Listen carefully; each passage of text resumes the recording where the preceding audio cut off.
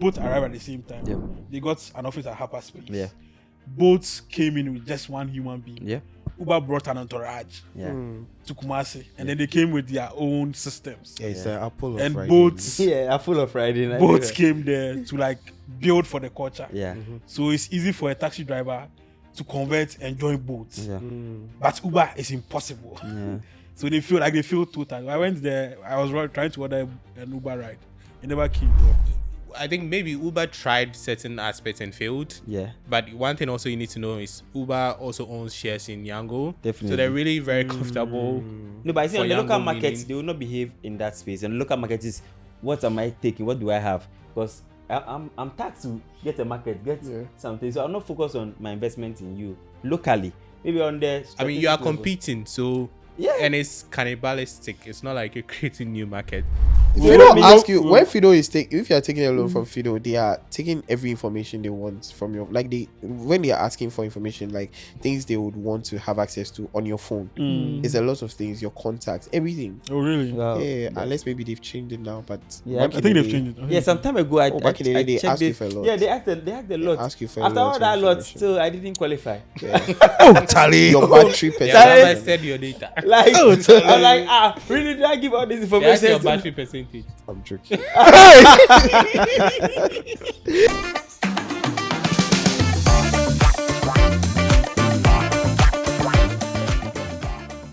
Hello everyone, welcome to Building Bytes, where we tell relevant stories about Ghana's tech ecosystem to fuel innovation and drive the growth of our digital economy.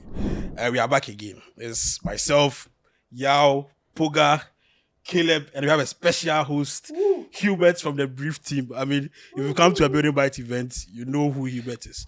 Today, we are in the Hubtel Academy studios. This show is proudly brought to you production support from Hubtel Academy studios, and it's produced by Insights Lab. So you might be watching us on YouTube or on MX24. We air live on MX24 on Thursdays at 8 to 9 p.m. and on Sundays at 7 p.m. So tell somebody about it. Ghana's Tech Story is live on national television.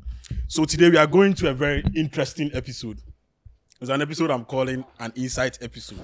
So we've done a couple of them. I think the last one we did was on the state of Ghana's on the state of Ghana's tech ecosystem. We did two parts of it. It was a very interesting conversation. We are back with another one, and we have a very special guest with us, a very special host with us to dissect the issues.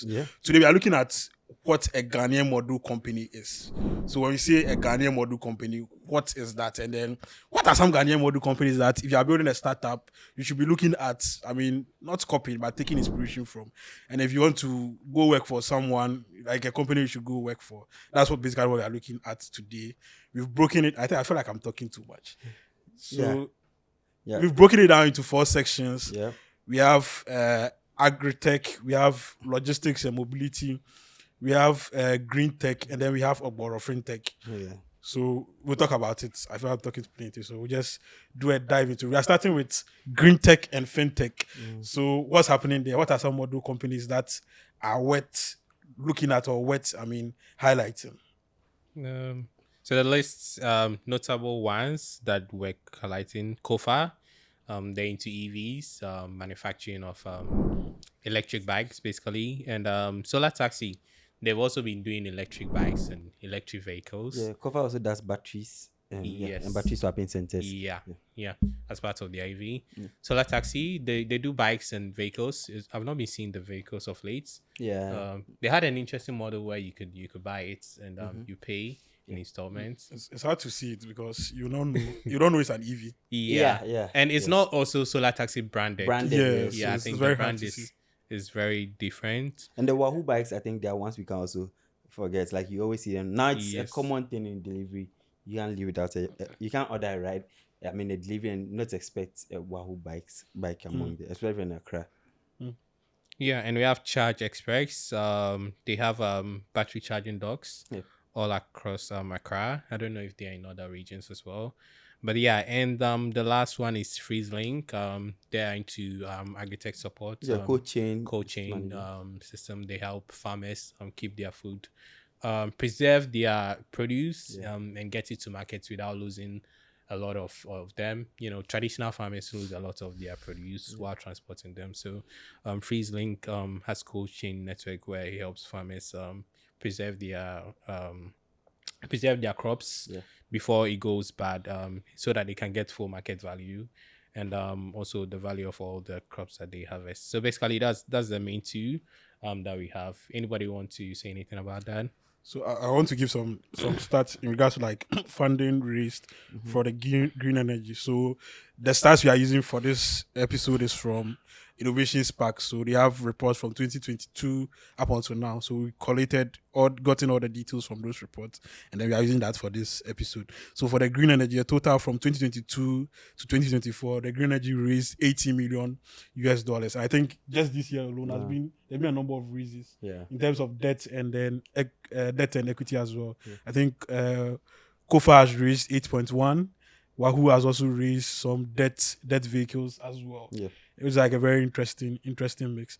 For me, I want to ask you guys what makes the 5 companies that you mentioned a Ghanaian model company in your own words. I mean, you have been there, you've been in the space, you've spoken to people, you're going to the events, you've seen their products. Like what makes them like a Ghanaian model company for you guys? I think for me, definitely one foundation I want to be being started in Ghana, because all these businesses were started here. For some they have like Ghanaian founders or Ghanaian co-founders. Others may have 1 or 2 foreigners part of it. But we believe Ghana being a ground to land some of these businesses, especially in green tech, makes position us better for growth or leading in the green tech space, maybe across Africa and across the world. And it's interesting that we not only have like a few or one, but have multiples. When you think about EVs, like multiple companies running it, clearly shows there's a market there, and that market could be in Ghana, because most people would have thought Ghana will not be a good place to launch like an EV or people purchasing EV, but we found a way to bring it down to the least common daily activity. Ghana is better than Nigeria, I guess. Maybe not Nigeria, but Ghana could be better than the most companies when you compare like EV adoption. I mean, the fact that we factored into our culture, delivery was one thing we got along with, and it's found its way in there. You think of it along the side of inclusivity. I mean, you have females in some of even these industries where you'd have thought they were like pioneer industries. We may not have like female whether developers or operators in that field, but we realized we found them in some interesting ones, even have female co-founders as part of this organization. So that's an amazing Solar one. Taxi has an entire engineer squad of Females, who are assembling bikes and assembling cars and stuff like that. Wahoo also has, I think Wahoo has a project on that too, working with females on one of their business segments. Another thing too is the infrastructure they've created. I mean, we've mentioned it on a number of episodes that sometimes in Ghana when we are solving one problem, you end up solving an ecosystem problem. And people like Wahoo, Kofa in particular. Yeah. So I was in Kumasi for Demo Fridays, obviously. I spotted 2 of their charge stations. And then the second one I spotted was 030. Okay. Which is like, they literally have 30 of them. Okay. Across Accra and Kumasi. Wow. I don't know for other regions, but across Accra and Kumasi. Yeah. Which is like, it's massive. Yeah, that's a massive. It's massive. For me, it's like something you see in a futuristic movie. Yeah. Or China. I don't think we ever guessed like green tech would move this fast in Ghana, and I believe it's less than 10 years, or less than around 5 years. I think it's less than 5 years. Less than 5 years. I think Wahoo maybe around 3 years. Yeah. If you are moving from Oponglo, Shiashi to Spanner, there's a billboard. I mean, as at the time I record this podcast, there's a billboard of Wahoo there. They try saying they are moving from just bikes and I go to power trucks. Yeah. Power Abubuya. Yeah. And power stuff like that. Like it's for me, like it's so amazing. Yeah. That they've proven the concept of just giving the bikes to delivery guys. And it worked. Yeah. And now let's move on to like the average or like the more places that you can make like real impact. Yeah. Abubuya, tractors and stuff like that. It's so Can I say so something? amazing. Yeah. Yes. Definitely. I was gonna ask you a question. You reached why you out guys laughing? recently, wanted to do a piece on people building in EV, EV. yeah. Yeah, I'd sure. like to know what your impression and what you were looking for. Okay, so I wanted to tell a story about the EV ecosystem in Ghana. This is a story I wanted to do last year. Okay. So I was actually in talks with Wahoo. We did like 2 meetings, but then it didn't get anywhere. I think they were looking at my numbers because that was one of the things they brought up. Like, okay, how many numbers do you have on social media? And then, I mean, last year I had just begun, so I think it didn't get anywhere. But anyway, I have been ordering things a lot, and most of the people who come to deliver are actually like they have Wahoo bikes. And I remember engaging one of the drivers. I asked him like, how much does he make like in a week? Because like I literally saved this number as his name and then Wahoo because I wanted to interview him for that particular story. And then he was like, oh, he makes like 4,000 cedis a month. Wow. A week. Sorry, Wow. a week. No, a month. Like 1,000 cedis a week and then 4,000 a month. And I was like, yo, that's more than some people sitting in the office. every day. Totally. And then when you compare that to the sort of like expenses that he makes on the bike. through the bike, it's not even that much because he just charges the batteries or he changes the batteries, and it means that he's making a lot. So I mean, when you were talking about the key indicators of like how it's whether if it's a Ghanaian company, considering the fact that I mean here in Ghana, when you talk about the economic situation, things can be quite difficult. I would say that this sort of like serves delivery riders very well in the case that they are not spending too much trying to do their job, but then they are earning quite something. Even these days, those who are driving Bolt and Uber, some of them are also converting. Actually, last 2 weeks, I took an EV from here to Shy Hills. Wow. Like boat, basically. The guy picked us up. Actually, I didn't even know it was EV. like EV till I sat in, and then I wasn't hearing it. I I was like, where's the room? and then I was looking at the dashboard. And it's like, no, this looks a bit like Different. EV futuristic. So I asked him. He was like, yeah, EV. And then I think the guys were engaging him like, okay, how far can you go like on a single charge? And he said something I didn't pay attention, but what he said sort of like blew our minds. So I guess they are getting more for that sort of investment that is using EV compared to using gasoline cars or something like that. And I like how we are making this experience available to all, because now there are even mass transport buses that run on EVs. Like they are pure EVs, smart transit. I think people most times. EV, and we've gotten comfortable with it. Like now you know this is an EV car, and it's common on the streets of Accra. So I believe we are transitioning fast. Green tech is a space we are doing well in. Numbers may not be as significant as compared to other countries, but we are seeing a clear impact in the lives of people and in the experiences of people in Ghana. So green tech, I believe, it's a key space, and Ghana is doing well. These are model companies, and I've gotten the chance to meet young people coming out of university, working on like batteries, working on transitioning electric or fuel powered cars to electric cars and all that. I didn't think these skills were even maybe it would have taken us some year to get it, but people are figuring their way out and getting all this. So that's a good industry. You know, actually, we even have Ghana has like an EV conference, the Era Mobility Conference. I think it's coming off in like October or something, where people basically bring their EV solutions. And interestingly, there are even third party, like I mean, random citizens who are actually shipping some of these EV products into the system, and people are purchasing and using them. So yeah, it's good. At least we are making quick transition. Yeah. So standing on the merits why we chose some of these businesses, like Kofa and Wahoo. For Kofa, we felt the model was an infrastructure-led model where adoption of EVs was a good thing, creating the infrastructure for that. So that means somebody can bring whatever EV car, but there will be a place you can charge. There will be a place you can swap batteries. There will be a place. And they've strategically positioned them in vantage points. Yeah. So the one in Kumasi is close to a filling station. Yeah. I've seen one at East Legon to close to a filling station usually. One at I think they usually co-locate them at filling stations. Yes, I don't know why. It's very strategic. Filling stations have their real estate and also have a lot of people.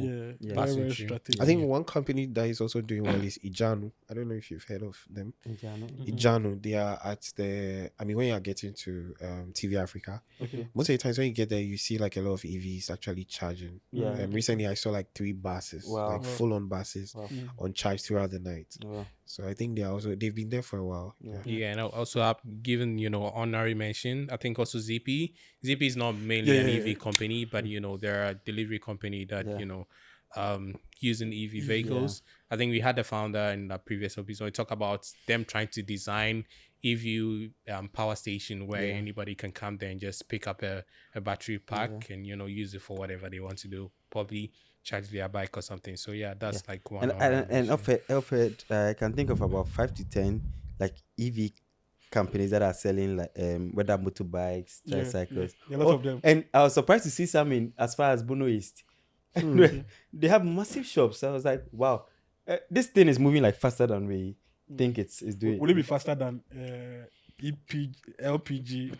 A switch from petrol to gas. I think this will be faster. I feel EVs are even faster. They are far ahead. I don't know if gas took No, but off. gas. You have a taxi driver with gas. But they are very right now. They will probably be Definitely like 0 point something percent because majority at least they have petrol or fuel. So like that's the common thing now. Now most of the filling stations are cutting out gas. Actually, like most of the filling stations that used to do gas are cutting out.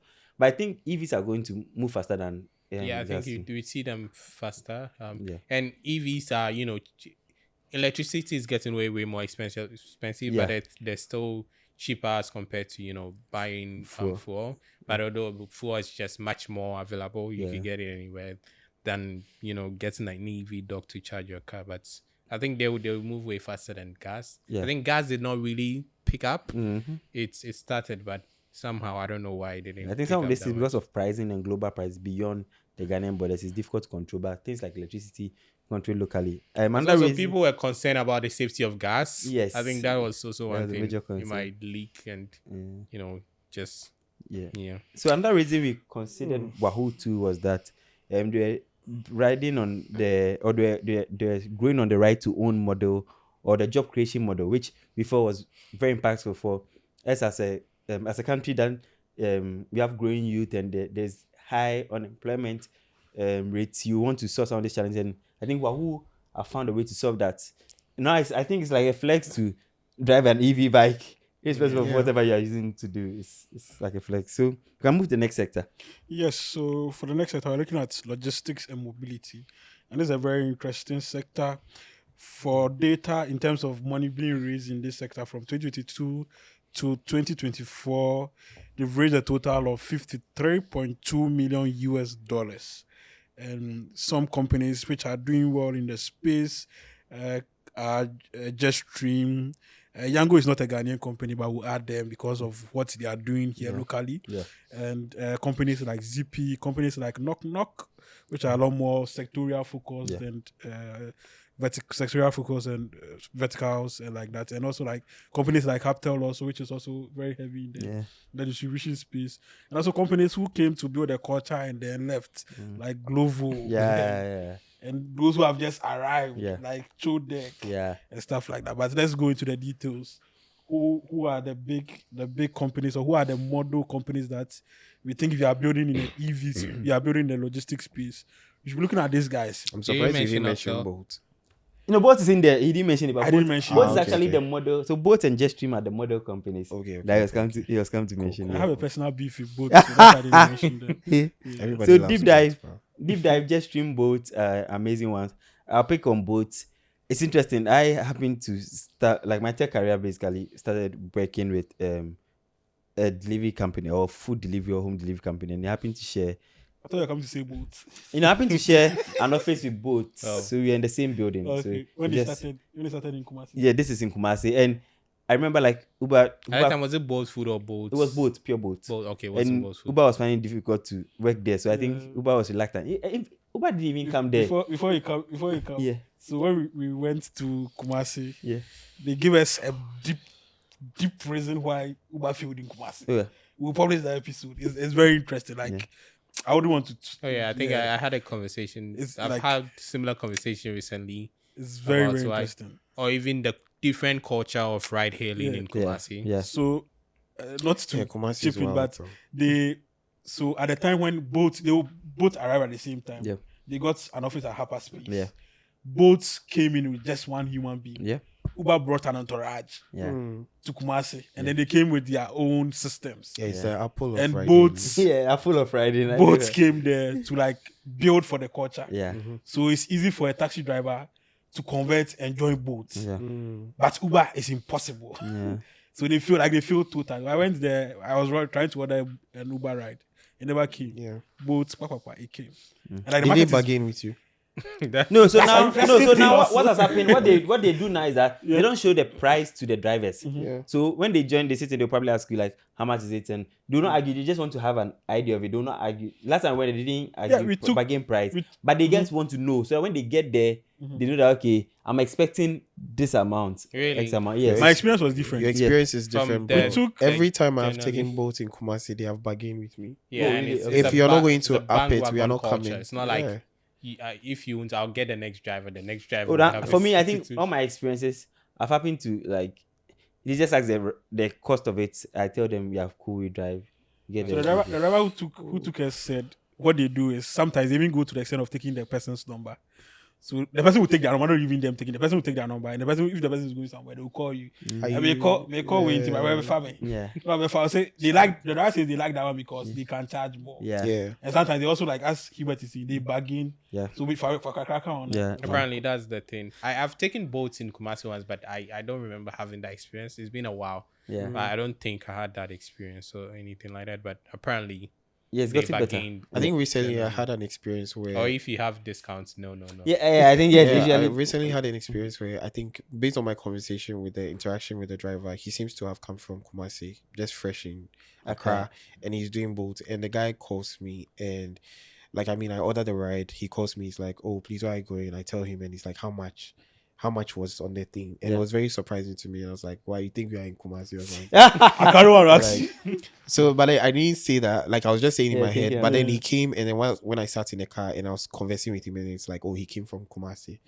And I was like, oh, okay, then I get it. Because Kumasi drivers will always ask you, like, how much are you? How much is there? And then when you tell them, they're like, nah, can you add something so that they come and pick you? They're doing I'm it in like- a very nice way. Yeah. I mean, they have a business, but generally, I think both has been significant. Like expanding to places where we would have thought Uber would have gotten those areas. Both did that. They also did that well with getting to Bolt's food. Like, it was a smooth transition. Like, Bolt's food came to us and it didn't feel weird. It was like part of the service. We didn't feel they were doing too much. We accepted it. I don't even know whether we started. Did we start from cars, using their cars for the deliveries and stuff before they brought on bikes. the bikes? Yeah. One No, of I them. don't think so. Oh, I don't know. It was Uber. Maybe Uber was the one who started with the cars. They both of them do carrier, but I don't know if they ever did started- food with the. Yeah. So I think for both food, culture, they've done well with accessibility of culture. They've done well with also creating the sense of, not the sense, they actually did it. Like giving employment, making that impact, that life-changing impact. Because one of the things both did was doing their graduate training programs and all that, or women training programs. At a point, they assess about 20, 50 women, give them experiences for like maybe 6 months or 1 year. Then they have assigned them to various branches or regions to work. I felt like that was a good initiative. Like, they got into the system and built a really good business in that case. They stood the test of time. Some came, some ran away. Some have still not grown their business beyond the original goals. But both have done well, even though they are facing a tough challenge with people like Yango. Yeah, I have a question actually. Let's say you have like a service that does both ride hailing and then also courier. Do you think because they do ride hailing, they sort of have an advantage over those who just do specifically courier services? Let's say Bolt and then Shark Express or something like that. I would think it might be different depending on how well maybe your primary business is doing or how well your secondary business is adding up. For some, I could be wrong, but I believe until now, Yango deliveries were like better than Yango car service. Yeah, because to expand on that, because I sometimes use the Yango like ride hailing service. If I'm doing delivery, I'll just go for Yango delivery. Yeah, I think I wouldn't there's- switch. They're upselling you. Your customer Yeah. makes sense to keep Is- you is in this- Yeah, but also Exactly. depends if I'm delivering a certain package and how I want it treated. If let's say I'm looking for a car that I'll get a good no shade, but if I'm looking for a car that I'll get a good ride, You and go for Uber. you know, like I'll go for Uber. I'm delivering a fragile product. You're doing cake. You go for Uber, like Yeah, I mean, nobody will go for. Sorry, you can't no, go- but nobody will go I for. mean, you certain, can't go for a bike for a yes. okay. But I think the core What of was what, house bikes? what Uber has bikes now. Yeah, nowadays. Uber has bike Yeah, now. now they're doing For what? deliveries. for They delivery. were For deliveries. career service. Yeah. Yeah, Oh, now okay. they're I've not doing seen that deliveries. yet. But I think the core of your question is, I mean, it's the same business. It's the same logistics that you're doing. So you could target different markets. So if you have more like markets, you have a bigger market. If I'm doing the same logistic, moving people or moving food or moving packages, it gives me more a bigger market and probably gives me a bigger advantage. I think that's why companies like Yango started to do delivery. They started to do a marketplace, buy and sell. It makes their their brackets much more wider. Yeah, but let's also and not gives them forget much more revenue. they also spent a lot in the market. So it probably is a good way to recoup. Now the brand is built. What can we sell on it? Yeah. Uber did very focused like marketing and targeting. They focus on getting that. But Yango made it like everybody can be part of it. Even though I feel both is in the middle somewhere, but I'm not getting where. The thing is, I think maybe Uber tried certain aspects and failed. Yeah. But one thing also you need to know is Uber also owns shares in Yango. Definitely. So they're really very comfortable. No, but I see for on the local Yango markets, winning. they will not behave in that space. And the local market is, what am I taking? What do I have? Because I'm taxed to get a market, get something. So I'm not focused on my investment in you locally. Maybe on the. I mean, you are strategic level. competing, so and it's cannibalistic. It's not like you're creating new market. I think they will just. I believe new probably- markets have come in. People have started using some of these deliveries and things just because maybe a boat came in, a Yango came in, or a Zippy or anything came. People have adopted. You have had a ride hailing service in another country before, right? Yeah, for me, Yeah. Do you maybe the same you brand, have? Yeah. Bolt or Uber. Like, let's say Yango, for instance, if you go to Cote d'Ivoire, I think like the Yango there is, I mean, in terms of service delivery, is far like superior to Ghana. And like I find it interesting. What makes it superior? Bro, the cars are just good. Oh yeah. Like in South very Africa, they're clean, very neat. And even in Nigeria, they Yeah. come and they complain our cars are like very small Small. and weird and I heard that. old cars. It's like in Ghana here, we have a specific type of car for ride hailing. Yeah, And it's, I don't know, it doesn't help with the service. Right? And even if you choose what comforts, whatever, like The same I don't really see a See difference. much difference. no. Yeah, okay, yeah. Bruh, there is Under no one, real under the car, difference. under the particular company, yeah, definitely. Sometimes you don't see much of the difference, but there are some like you see different. Like when you pick an Uber and you pick like an Uber, you can I've seen see- an Uber Comfort that's much more bigger. Yeah, that's much more comfortable. Okay, so I think we are diving so deep into on, the on both. But we can Yeah, move to Jetstream. So yeah, Jetstream Jetstream, is a so- freight. It's a freight company. It's a logistic Freight company driving more of trade across African countries, and they've been amazing. I mean, led by a woman and amazing men supporting. It's interesting that women go like such a tough space, but she's built a good business there. Yeah. We see people using it to see people partnering with them, including other tech companies that move goods or food or anything from various countries. I know earlier they were working on a fintech product. I don't know whether it's been launched yet, but I believe Jetstream is like that model company that can break into a sector that we do not even associate as a typical like Ghanaian or ethical gender sector, but they've built an amazing business on that, allowing Freight to go on. I mean, I think Building Bytes, when you guys are talking about these companies, you are talking about these big companies. We the Gen Zs, we like the Goli Express, and nobody's mentioning Goli Express. Yeah, Bro. definitely. I think Goli Express is also one new one. I believe that is being driven on more of It's not new, It has convenience. been around for 6 years. No, That's but new. no, I'm talking about the massive adoption. Yeah, It's been recent that it the massive, works, and bro. it's all because FX worked. There was a space for convenience that people could fit in. Because if I was ordering for something like as $1 17 cedis, probably I'll choose to buy it here. That maybe ship it on Goli, unless it's a very like high spec thing that I will not want to even try getting it. But that convenience that came around with the time, Yeah. that our FX rate was good, things were managed well, and now we could make such orders.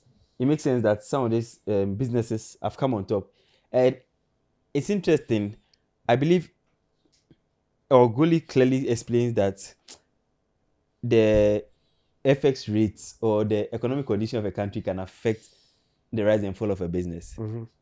Because it shows clearly that, as you said, it's been around for like 6 years or more. Yeah, I think they just made their services more easier and open to everybody to basically you just download the app and then you make your orders.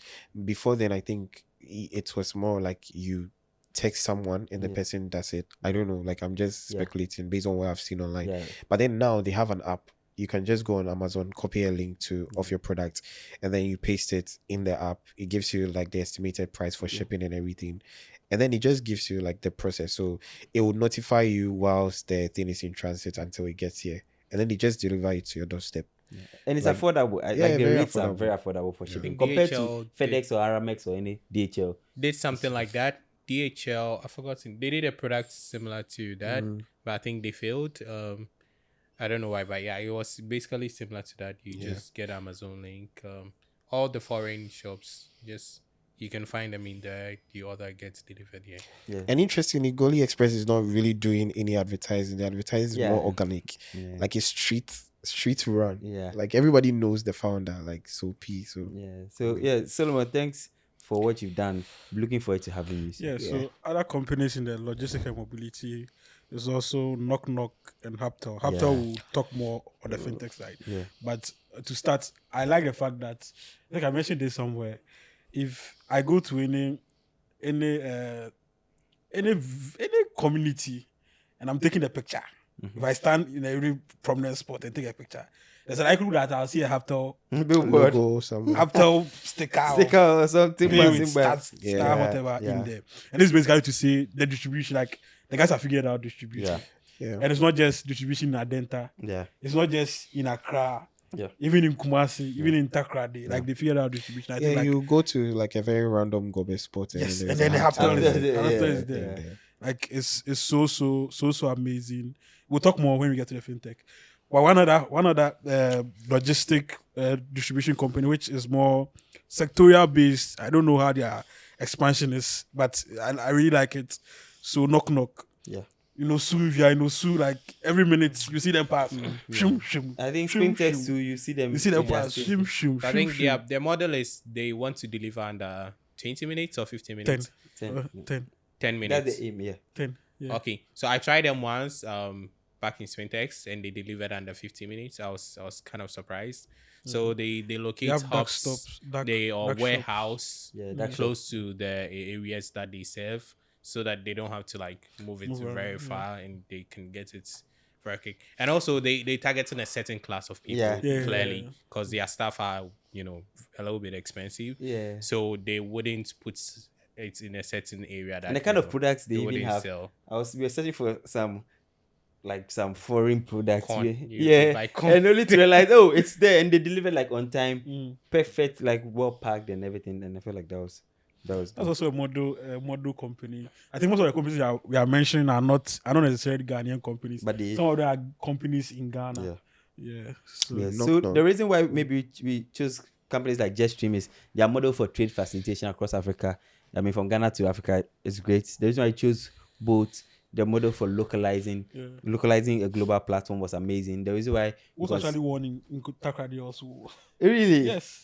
That was very active in so Takrady. they understand localization very Localization. well. I mean, for people like Hubtel, distribution amazing. Fantastic. For people like Knock Knock, like the efficiency or excellence of service is there. You can be promises there. So that's amazing. If you're building companies in this industry, I Should be believe these looking are out for companies these you should be guys. looking out to. So the next sector, what sector? I think we jumped Agri-tech. Okay.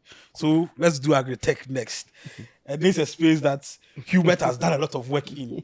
So talk to us about Why are you Farmerline. lying? How Okay, was is your that not a lot? He has done some work. a lot of work? It's my worst. It's not his Well, worst. like, A lot of working. Talk to us about Farmerline. How was your experience working with Farmerline? What did you see when we went up north? What was the things that was interesting to you? Yeah. it's quite interesting that you are saying that I've done a lot in agri-tech. I don't really have a lot of experience in agri-tech, but anyway, my experience with Farmerline. So I got reached out by a friend. Farmerline was actually doing like a program, a sensitization program in the north. They were going to like a number of communities, very like remote, right? And I traveled with them, so we were in probably 8 or 9 communities, and basically they were teaching them some. So let me just break that one down. So for people who are not people who don't really know about like agric, one thing you have to probably understand is that in the north or in certain indigenous communities, they have their own specific indigenous crops that they plant. Now these crops have been cultivated for years, I mean since their forefathers, and then they pass the knowledge down to the people who come after them. Now it just happens that in recent years, some of these crops or some of these indigenous crops are actually going extinct. Reason being that some of the farmers have stopped like cultivating them. Now they are cultivating, and then aside that, they are also using a lot of fertilizer for some of the crops. Now, based on the information that I got from Farmerline, it happens to be that some of these indigenous crops are types that withstand drought. That is why their forefathers were basically cultivating them. And some of them actually, I mean, international and international markets are very much like demanded. They are in demand, like the cowpea. There were a number of them. So what Farmerline was doing was basically teaching them to preserve these indigenous crops, and then Farmerline was also basically willing to give them, it's not like they were willing, they were giving them some of the seeds, these indigenous seeds, so that they keep on cultivating them and letting them understand that, you know, this is something that your forefathers were cultivating. They are able to withstand droughts when there is no rain, when there is, I mean, when you're having issues with the weather and all that, these crops are still like, you can still cultivate them. So they went through like a number of communities, some as far, like for instance, I don't know if any of you have been to Saboba Tripoli. Saboba. Where is Saboba? Like it's in the north. Like for instance, let me just give you it should be Upper East. Okay. Right? Because we go to a place and then my phone just gave me a notification that tell yourself welcome to Togo. Okay. So very like far. Close to, yeah. I mean, you could get to certain communities and you wouldn't see like a lot of people. But then you have like a chief, and then the chief calls, and then everybody just comes. People just come from their farm, and then Farmerline just sets up and then teach them.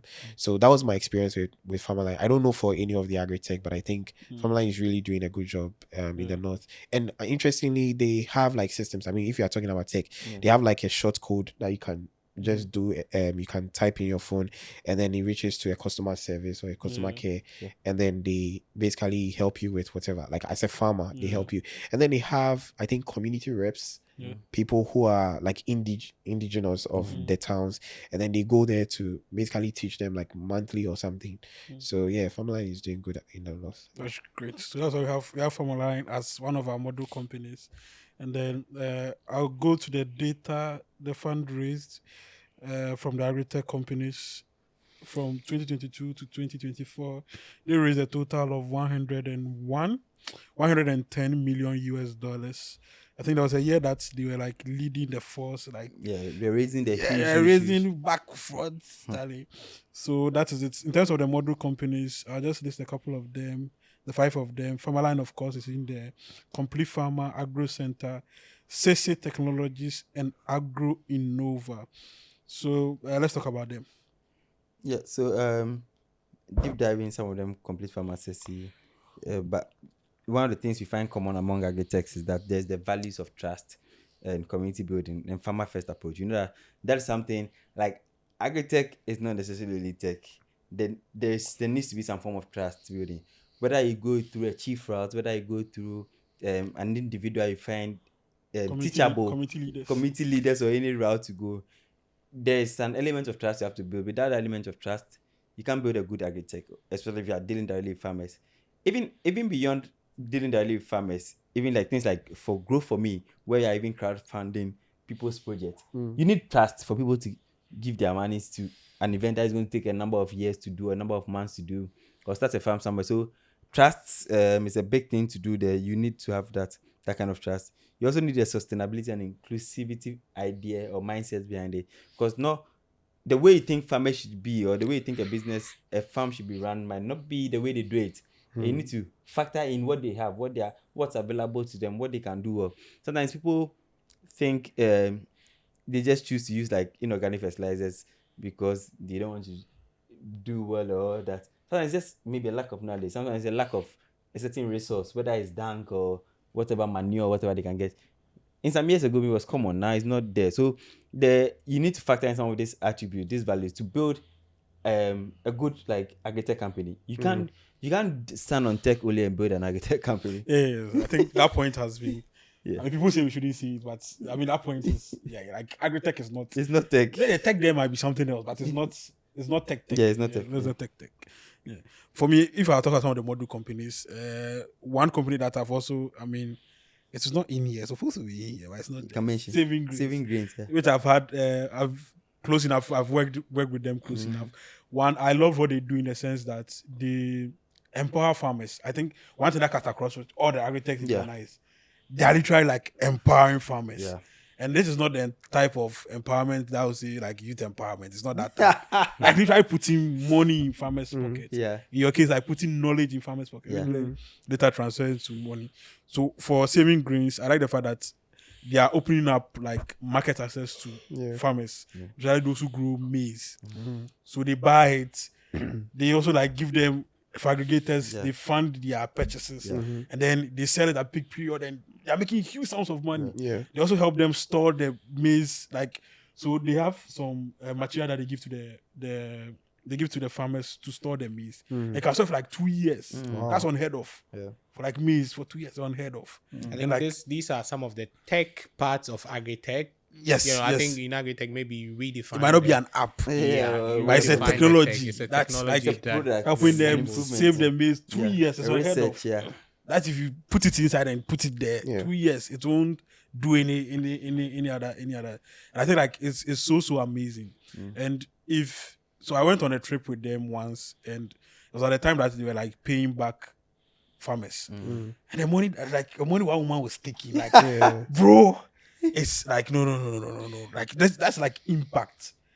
That's not vibes. That's not page deck impact. I like the guy is feeling it in his pocket. That's type of impact. Like for me, I feel like it's a model company. Though most of us don't hear about what they are doing. Things, Maybe it's intentional. They don't. Maybe they want to hit some $1 million before they make noise of it. I mean, Kelvin has been on the show to talk about what they are doing, but I mean, I feel like a lot more people should hear about this. And then also maybe people who want to build agri-techs should know that. I mean, this is like a good way to go about it, right? It might not be an app way to go out. Because I used to wonder, like, you're creating apps, but like, who is going to use the apps? Is it the farmers? Like, I mean, there is a learning curve to this thing. Even them, they are not even using smartphones. I know, so right? how are you going to like build an app for a that's farmer the reason to why use?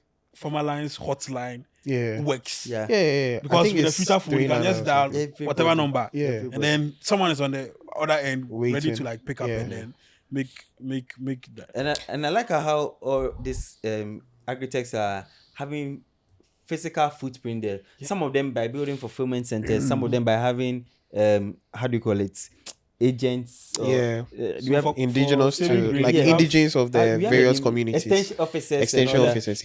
Like they have footprint, because you can't sit in Accra and think of your architect is going to work when they even have a fulfillment center. I mean, the Farmerline extension officers, they speak the language of the people.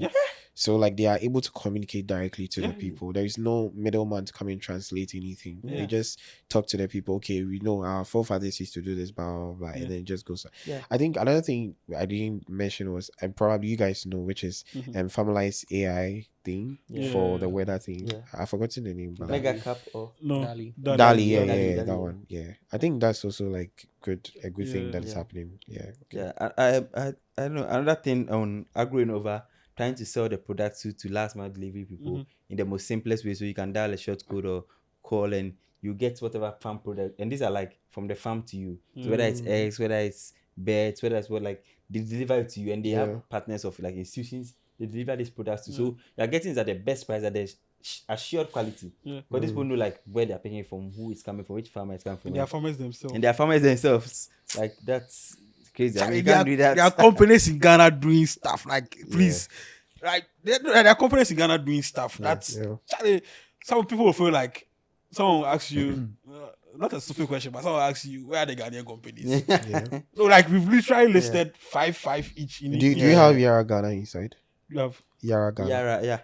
Yara is a fertilizer producing company. Okay. Yara, Okay. Yeah, it's a I foreign think it's a company, foreign company. but they built like they mainly built company. a Maybe solid distribution. network and trust when it comes to their products. Someone a week ago, someone was saying that put whatever you have to put in a Yara bag, farmer to buy it. Yeah, because recently I was at the Gafafao Yeah. event. The Minister of Food and Agriculture was there, and then Yaragana was present. I think the donation that the minister made to the women like our D farmers was actually fertilizers from Yaragana, and Yaragana also made a contribution to. So So Yara is one of the like key players when it comes to fertilizer. You can't take their name out. You're hoping the Ghanaian fertilizer companies also come up and meet up to that kind of quality and standard and all. So in terms of the two that we are diving deep into, we have Complete Farmer in there and also have CC Technologies in there. So I'll just do a little bit about CC Technologies and then we do a dive on Complete Farmer as well. So for CC Technologies, they've been around for like 7 years now. And as one company which is doing a very interesting thing, most of the time you hear agri-techs, what you think is,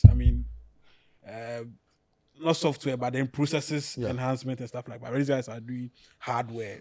So I have a hardware which helps you like measure your maize, the moisture level and stuff like that. And it's built locally by a Ghanaian technologist, Isaac Sexy. And it's also like they are not externally funded. It's a bootstrap company. 7 years, they have startups, they have like employees in there who are like they are paying them salaries and stuff like that. I think like it's a very good Ghanaian model company in the sense that you don't have to raise millions. If you have the opportunity to raise millions, go raise millions. But you can also build something impactful locally in a very structured and a very proper way. Which is like what these guys are literally doing, right?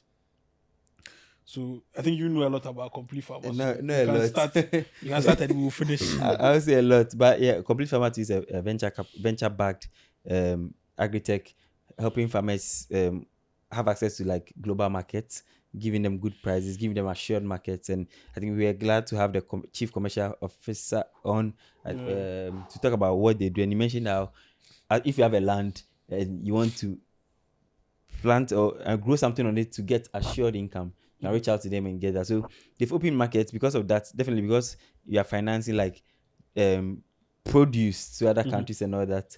It comes with the cost. Sometimes the budgets are long. So they've raised, I think, it should be a little about $20 million. I'm sure it could be more by the time this. It could be more by the time this episode comes out. But yeah, they are giving farmers opportunities and also touching lives more directly now, even with their high agency to build fulfillment centers across the country. That couldn't have come at any better time than now. So they are doing very well. Very well. Our guests from there shared that one of the biggest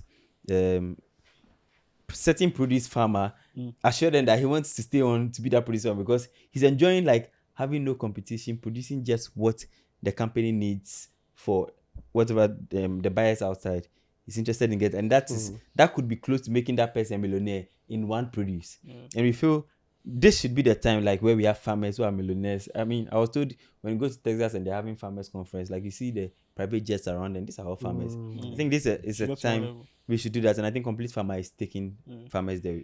For me, aside the Complete Farmer raising a lot of money now, aside them have like structured systems, aside the innovation they are doing, the part of their story I love a lot is their resilience when it comes to like they pivoted like 5 times. And the guys you were there. They went here, it didn't work. They did it didn't work. They did this, it didn't work. And they found something that worked. Like, so you can pivot 5 times and still get it. That's like a story that we don't usually hear a lot of that. And I feel like it's a good model company. If you want to like better examples of how to build stuff, hard stuff that works. Like you've done the first time, it didn't work. Try again. Second time, try again. There's someone who has done it and it worked. So like for me, that's like one of the things I also notice across most of this agri-tech founders or operators is they always had some link back to like farming or something. Either a parent, either an uncle or something. So they understood what farming looked like. They understood when you have produce and no one is buying it. They understand. They've lived in some of these countries. So it positions them to understand the problem well, build with the people in mind, and make sure they build like a human-centered like product. And that's been what they've done. Utter success. Totally. They're building. This should be the people you should be looking at. Look out for them.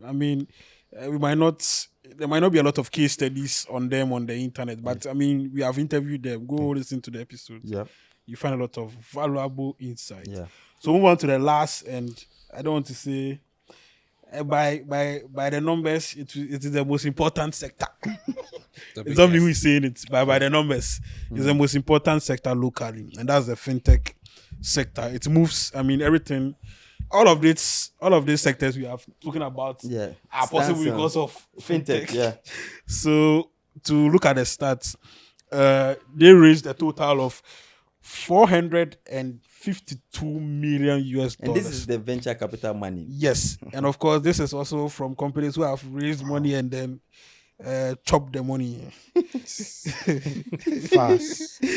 Yeah, they're also from companies who have raised money and chopped the money. Fast. So Fraud as a sense. so this sector was very difficult for us to like pick the top five Ghanaian model companies. It was very, very difficult for us.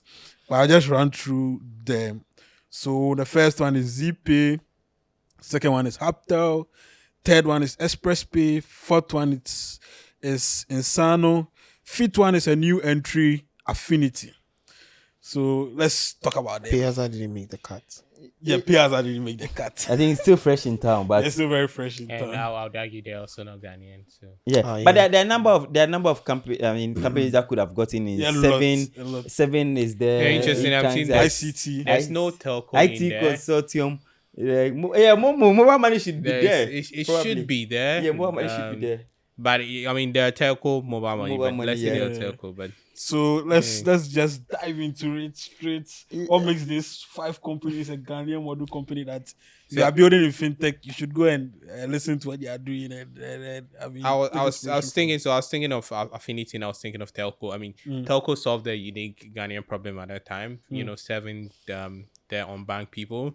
I think that's Affinity is doing that for in this current dispensation. It's bringing on board a lot of unbanked people or semi-banked people and giving them access to credit in a unique way.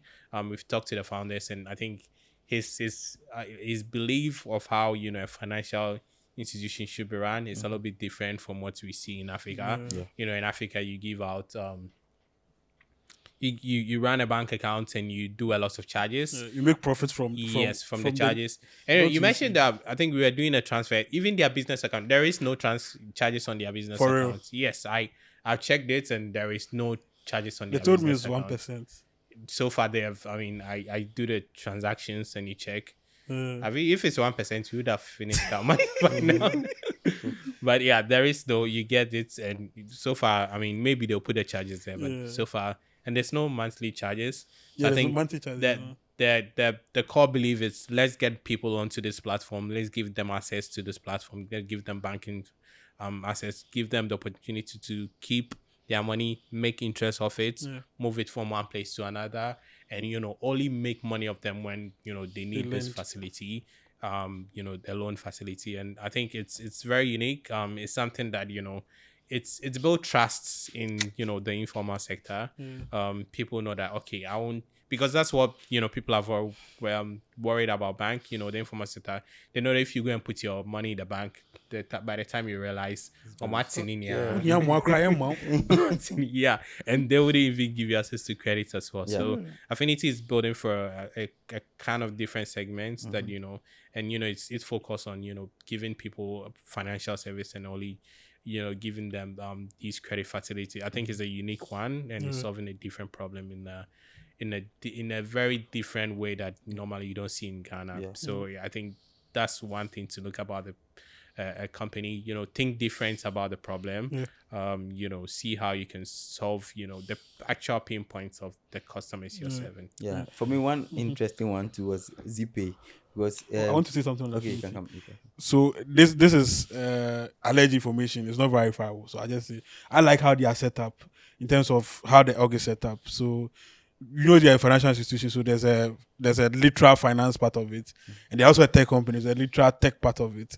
These two parts are set up like differently, and they have like different heads, and it makes them run like a financial institution at the core, and also run like a tech institution at the core. most people don't do this. Like I know bad examples. I Why know do you think it. it's set up like that? It sets up in a way that it makes you move faster, right?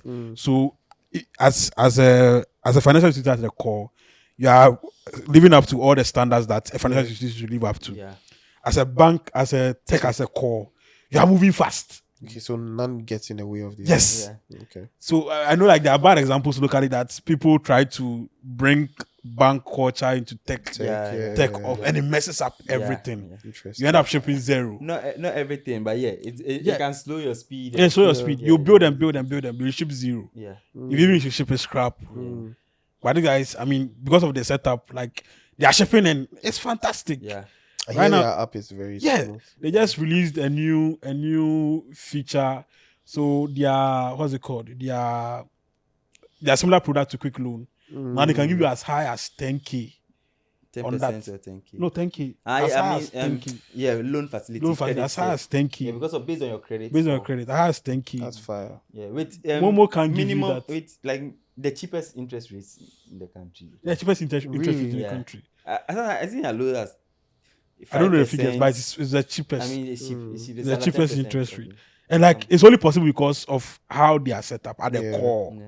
At the core, very like how they are set up at the core. And I feel like it's a model company that don't go and copy it, but take inspiration from it. Right. So Affinity is Ghanaian.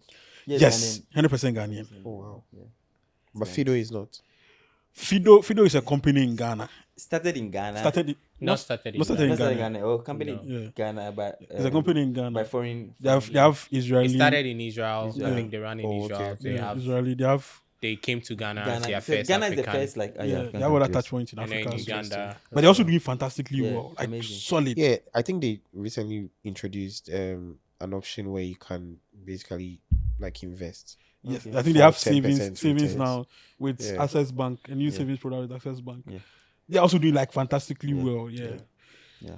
So that's just what I Have would you say. ever been to a Fido office before? Which Like one? at the end of the month? Have you ever been to a Fido office Yeah, at the end of yeah. the month before? At the end of No. the month, no. Yeah. No. What happens It's there? like a banking hall. Okay. The place is full. It What just happens? shows you the number of people Okay. who are What- using the do they service.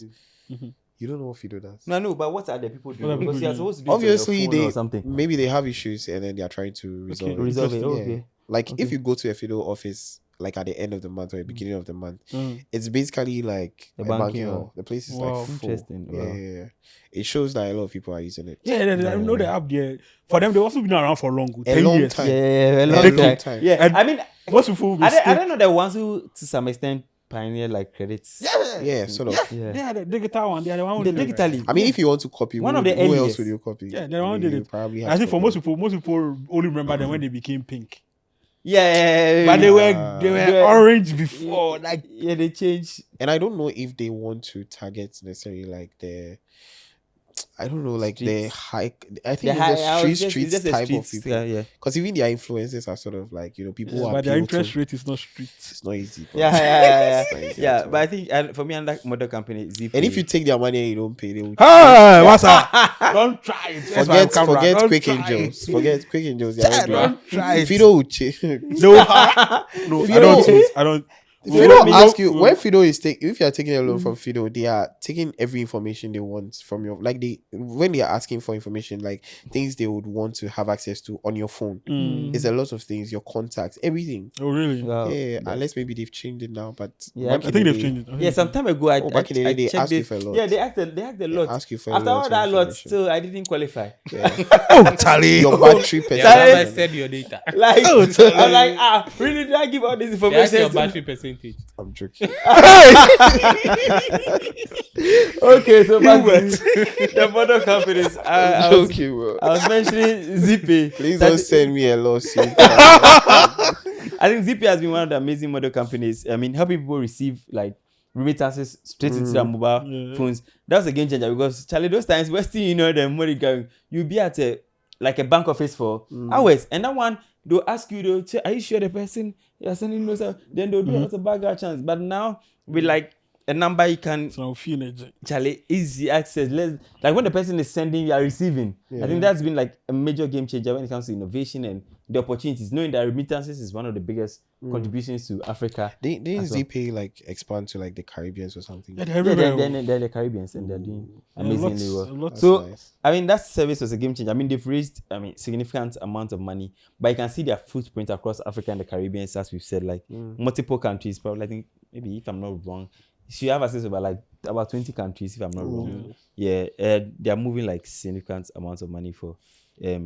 residents in some of these countries. So ZP has been a game changer model company for people looking to make access, like make a service is accessible to many, which would have been difficult in many ways, but they've done that. And I mean, doing well in terms of employment, doing well in terms of getting like young people, building up them to improve in their career and give them those opportunities, and also creating like that linkage for other businesses across the world to work with them. One major one is MoneyGram. I mean, it's so partner to like the mobile money service they have across the like world. the MoneyGram's engine. Yeah, MoneyGram's engine for mobile money payments or remittances. So it's been amazing. I think it's one model one. Yeah. And one key company is Hubtel. We want to take that, Puga. Hubtel. Yeah. So Hubtel has been running in the payment space for a while now. I think we could say they power almost everything. they touch every payment from ticketing to government infrastructure, to anything. Just you want to buy utilities, they've been running a place now. School, hospitals. Yes, I mean labs. They touch almost every part of our economy doing payments. Basically that's their core infrastructure. I mean Hubtel as a company, they build a lot of products as well beyond building like payment stuff for other company. Being a model company, I would think it's one of the best, if not the best, places to work. I mean, bearing other issues, but I think I've talked to people who've worked there. They like the place. They like the progression, The culture. Yeah, the culture. I mean, it's as far as you do your best work, I think you'll be left alone. From the people I've talked to, as far as you do your best work, you will be left alone. There's opportunity for growth. Yeah, a lot of it. Yeah. I think there's someone we spoke to who said he got promoted, I think 4 or 5 times in a single year. No, yeah. Wow. And I've seen people that have started from like very low level, and True. They I see a lot of that. like head of engineer. There's I think it's just because the company expands very fast. Yeah, it expands very big. The growth is very fast. There's a lot to do, and people are coming in all the time. I mean, I don't see much people leave. People leave, but more people are coming in. The chain isn't that much. Yeah, I call Hubtel the Google of Ghana.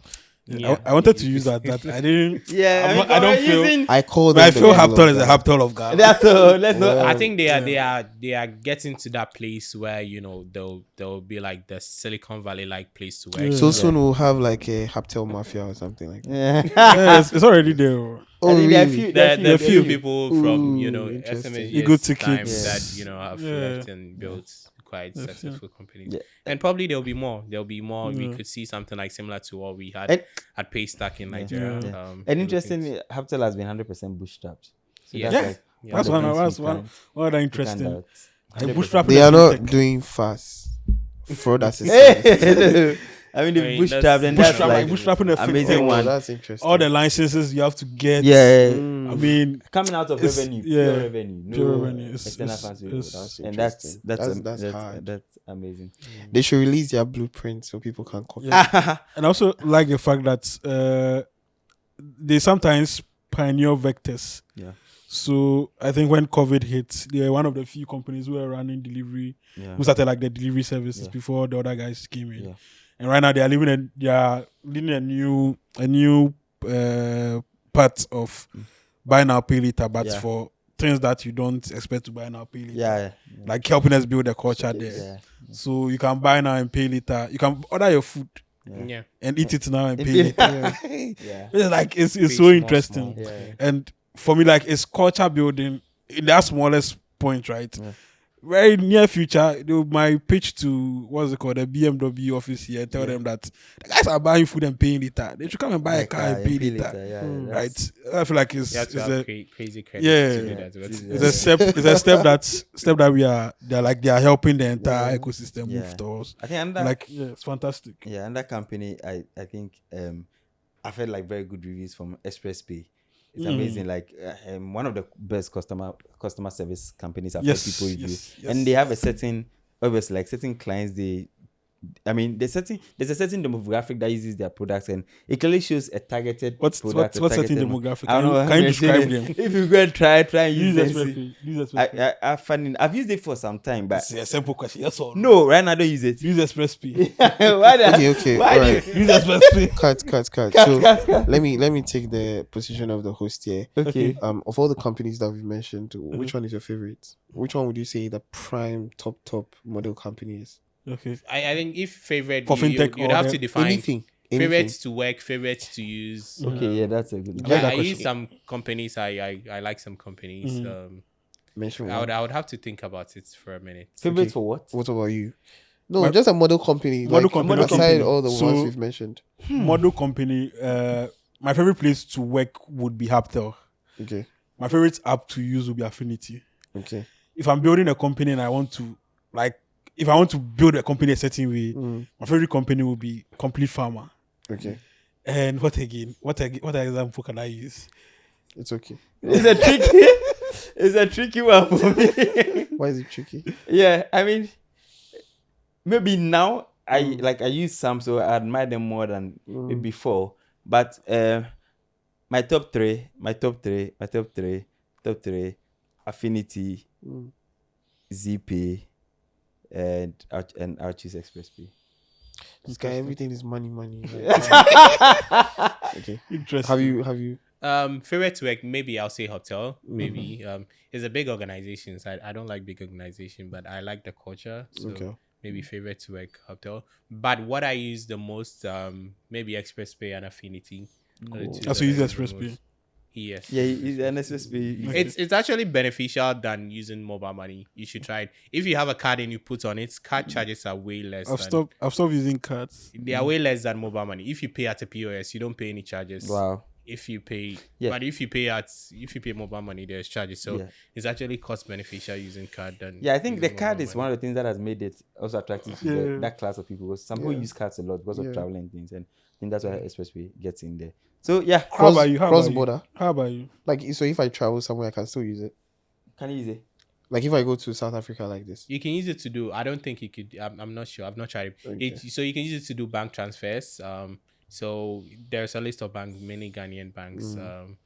I don't think you can use it when you travel, but I mean, if you use a card when you travel, you'd want to put the card on Expressway as well. Yeah, so when you put the card on it, you can use it like when you travel. Okay. You know, put the traveling card, like the card that you can travel with. Yeah. If it's is it a visa or some particular? So if you have a visa, you can put it on it. So if you are in, like, let's say you from the US, you have a visa US card, and you can put it on. Expressway, come and sponsor us so that we do. I didn't even know this. You see, I don't know if you guys are doing marketing, but come and sponsor us. I saw one of their. They were doing some activation in town. Some QR code activation. Okay, so we're moving on to the next model company in Fintech, which is Insano, which is also a bootstrap company. A bootstrap company has footprint in over how many? God knows how many. Across Africa. Countries. Across Africa. How many countries in Africa? Yeah, they're in Rwanda, I guess. Cote d'Ivoire. About 5 African companies. A lot. And bootstrap solo founder also. Yeah. Fantastic work being done. Currently being led by a former alumni.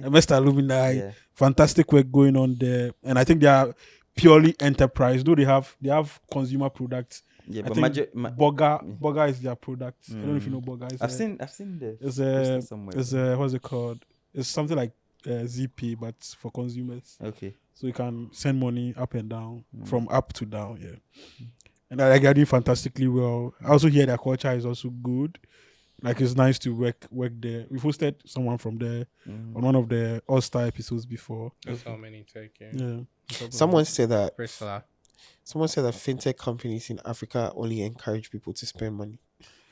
Now some are encouraging people to save and build a good credit. I think Save, the problem is maybe people don't have a lot of disposable income to save. That's also you just focus on where they can spend. But also in Nigeria, they've been very successful with Saving. some of these Yeah. piggy vests. Achieve is also helping people save. Yeah, Achieve. Yeah. Achieve is Helping one people of the save. great places helping people save. Okay, And so it has made a significant impact on like Gen Z savings. Yeah, Achieve has made that significant impact. So this brings us to the end of the Ghanaian model company episode. So, I mean, we are all in Ghana, but you know that if you want to build a social media company, you are going to look at Mark Zuckerberg's playbook and use. But locally, these are some companies that are worth looking at when you're building for these various sectors. We are not saying go and copy them. We are saying take inspiration from them and then look at the ways that they build their businesses and then let us inspire you to build your business that you are building. And also, if you are in school and looking to like get into a company, these are some companies that you can start applying to. I mean, you can send out a cold email to them. Yeah. Some of them, their CEOs, numbers and stuff, not numbers, emails are very easy to find. So, I mean, shoot your shot and then get into the Ghanaian digital ecosystem. And this has been a very nice and engaging episode. Yeah. I hope you liked it. If you're watching on MX24, tell someone about it. If you're watching on YouTube, subscribe and then like. We'll see you on the next one. Bye. Bye. And it was a pleasure having the brief founder brief guy. here. Yeah. Also, lastly, please like, subscribe, and share this with someone. Yes. Yeah. And follow Brief. Yeah, follow me. BRIF.